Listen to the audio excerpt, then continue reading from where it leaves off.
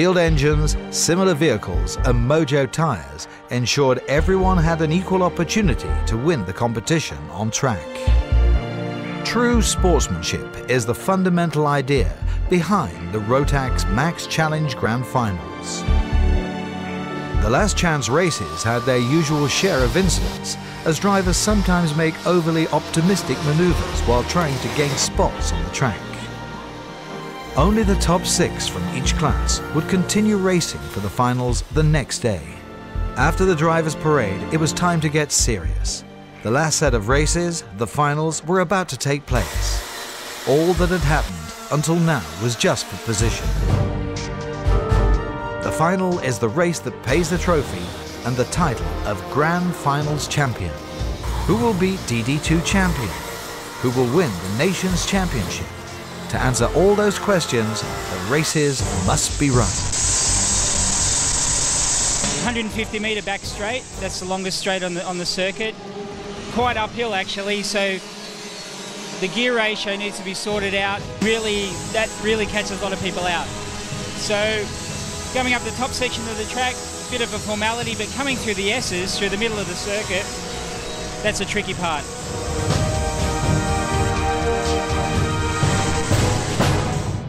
The first final to take place was a 20-lap race for the Junior Max competitors.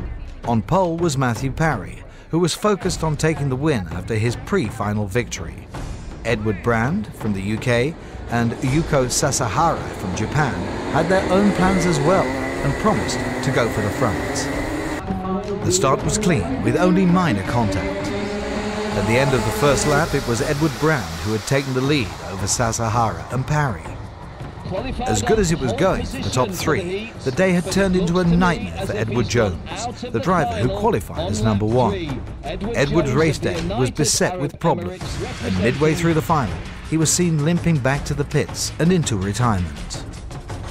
Back to the front, Edward Brand was holding a steady lead over Sasahara. Then, with just 2 laps to go, the Japanese driver slipped into the lead. His supporters from the land of the rising sun burst into jubilation, cheering Yukio all the way to the checkered flag. At the end of the Junior Max race, the top 3 were: first, Ukyo Sasahara from Japan; second, Matthew Parry from the United Kingdom; and third, Edward Brand from the United Kingdom.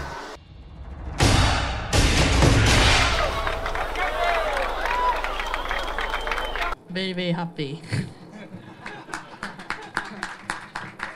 I love the Rotax World Final best of all, and I tell you why. I like the world mix of the big, the medium and the little. Makes it special. Senior Max saw their final go off promptly at 2:10 p.m. The pole position was occupied by the UK's Luke Varley, who was looking to capitalise on his pre-final win by grabbing an early lead in the final. At the drop of the green flag, it was Matthew Hamilton getting a great jump and assuming an early lead.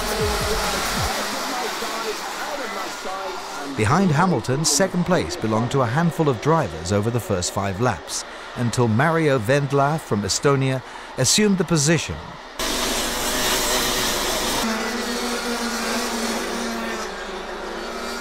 By this time, however, Luke Varley, who had dropped back to 5th on the first lap, was already back in the lead and pulling a small gap on the field.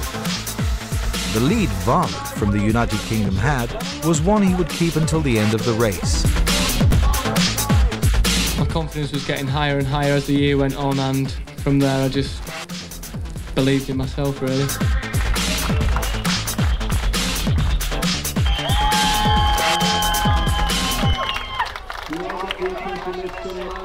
This meeting for me is fantastic. I mean, the number of drivers, the number of countries, it's a true world championship, and I have to congratulate Rotax because it's a fantastic show. The dream of all drivers here is to become such a Formula 1 star as Jenson Button, who was actually the Rotax European champion. And of course we wish all the 216 drivers to be such a successful Formula 1 driver in the future. On row 4 from Belgium, with 3 minutes to go. DD2 was up last, and all indication through the week had Ralph Odenal the odds-on favourite for the title. At the start of the race, Ralph was flanked by German Dennis Thun. A most expected and all-out battle between the two, since the two had won 5 out of the 6 DD2 heats. But that was not to be, as Dennis didn't get a good start, and it was the American Cody Hodgson slotting into second. Unlike the heat races, when Ralph had checked out on the pack, this time he couldn't get away from Hodgson, who stayed on his tail. Behind, the South African Caleb Williams was to move from 6th place starting spot up to 3rd by lap 2. Then on lap 8, when Cody Hodgson made a passing attempt on Odendaal that didn't come off, he was into 2nd. From that moment on, Williams stalked Odendaal until there were 4 laps to go, and then made his move for a lead he was to hold until the end.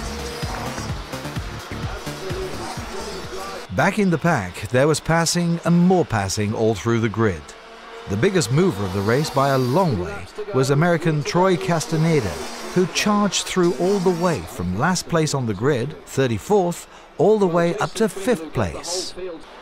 After the final DD2 race, the top 3 were: first, Caleb Williams, South Africa; second, Ralph Odendaal, South Africa; and third, Cody Hodgson, United States. At the beginning of the event, my qualifying didn't go as well as I expected. I was expecting like a top 3 qualifying, but I think I was about 9th. And then obviously the first qualifying heats, I think I finished 32nd. So from then on, I was just like, okay, just give it your all. That's all you can really do.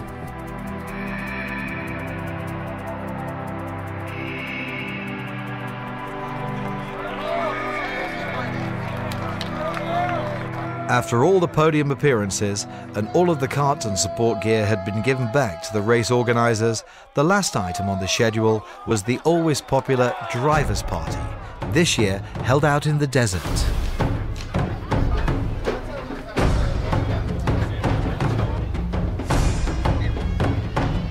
Okay, so now we're at the prize giving party. It's been a great world final, great racing, and now we're going to party. Hope to see you next year.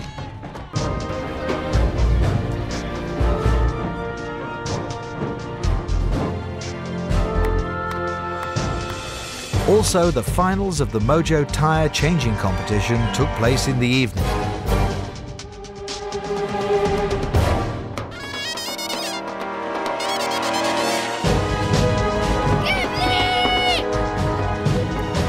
For now, from all of us at BRP Powertrain, goodbye from Ghibli Raceway in Sharm el-Sheikh.